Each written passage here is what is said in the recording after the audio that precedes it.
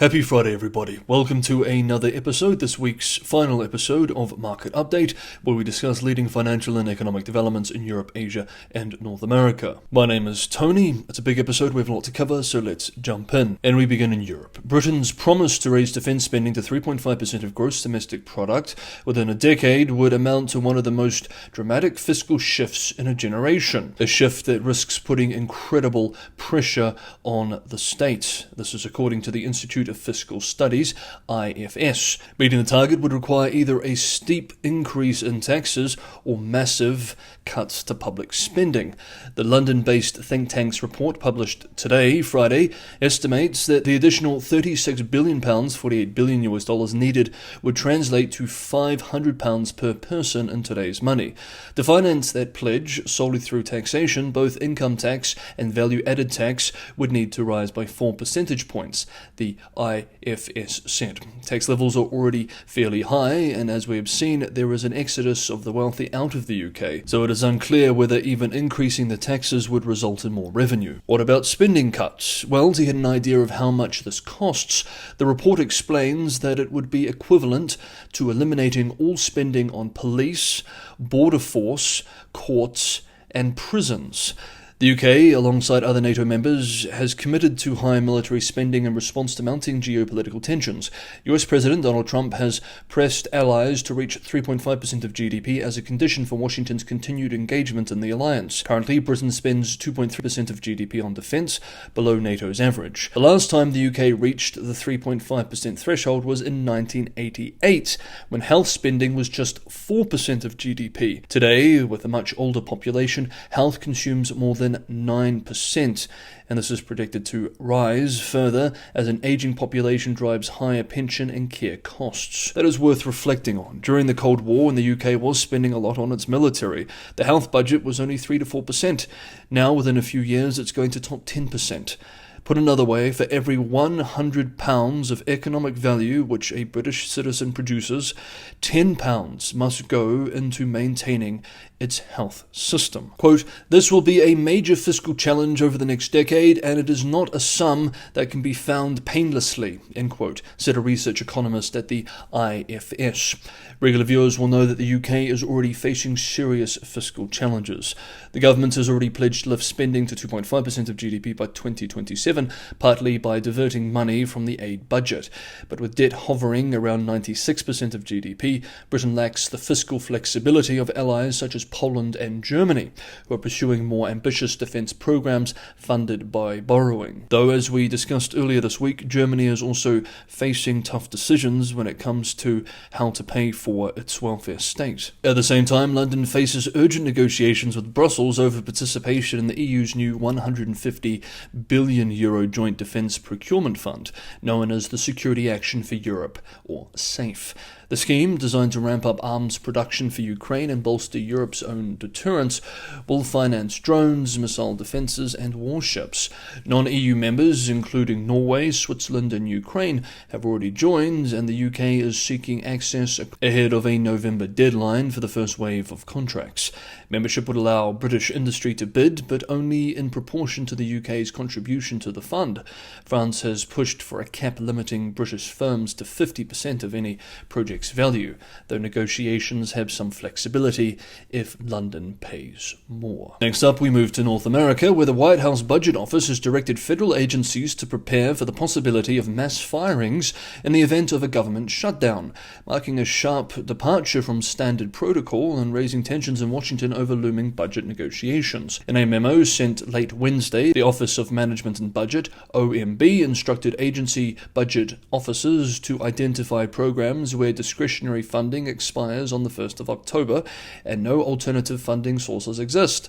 Unlike typical shutdowns when so-called non-essential employees are furloughed and later recalled with back pay, the plans envision permanent job cuts for workers tied to unfunded programs. Quote, "Such programs are no longer statutorily required to be carried out," end quote, the memo stated. Agencies were told to align cuts with the Trump administration's policy priorities, making the move move as much political as fiscal. Historically, roughly 40% of the federal workforce is furloughed during a shutdown, with operations resuming once Congress restores funding. By contrast, a large-scale elimination of federal jobs could ripple through the economy, weakening consumer demand and stalling public services. Though some commentators argue that the size of the federal government is already too big, and such cuts are perhaps in the long term going to benefit the economy.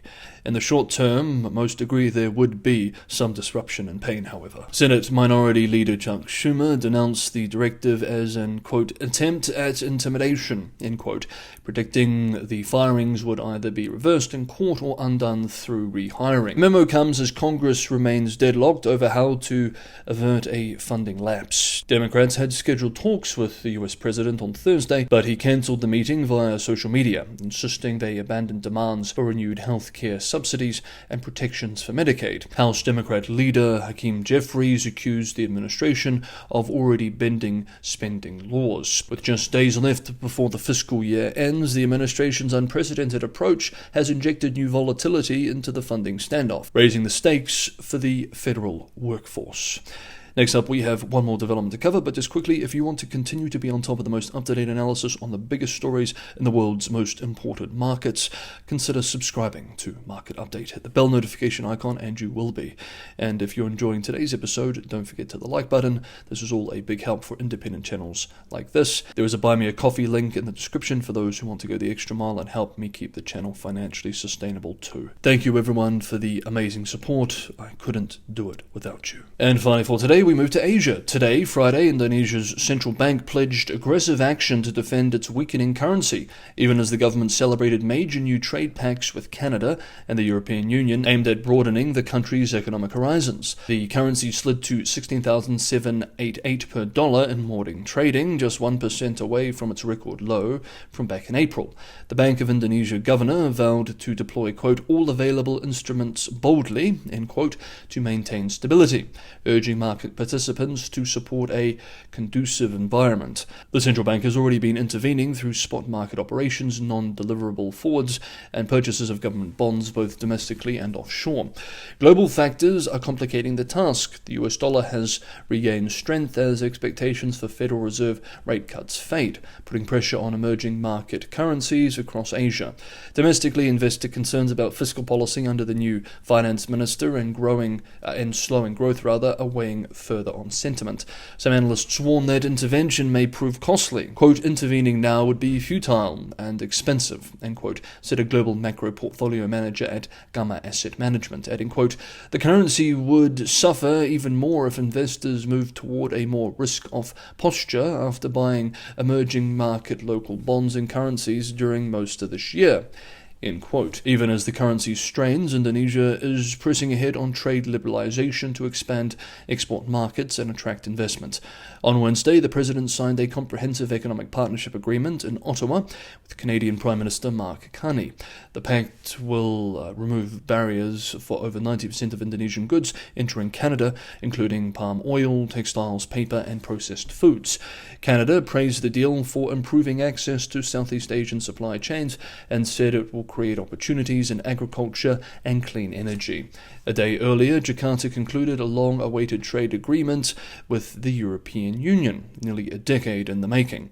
The deal will eventually eliminate tariffs on most goods, saving European exporters about 600 million euros annually, while opening up the 280 million person Indonesian market. Indonesian officials said 80% of their exports to the EU will enjoy zero tariffs once the agreement is fully in force, expected in 2027. EU Trade Commissioner Šefčovič hailed the accord as, quote, opening a new chapter of huge proportions, end quote, predicting that it would more than double the quantity of Indonesian exports. Okay, that is today's and this week's final episode of Market Update. Thank you so much everybody for watching. Have a good Friday, have a restful weekend, and I hope to see you for a new week of updates on Monday.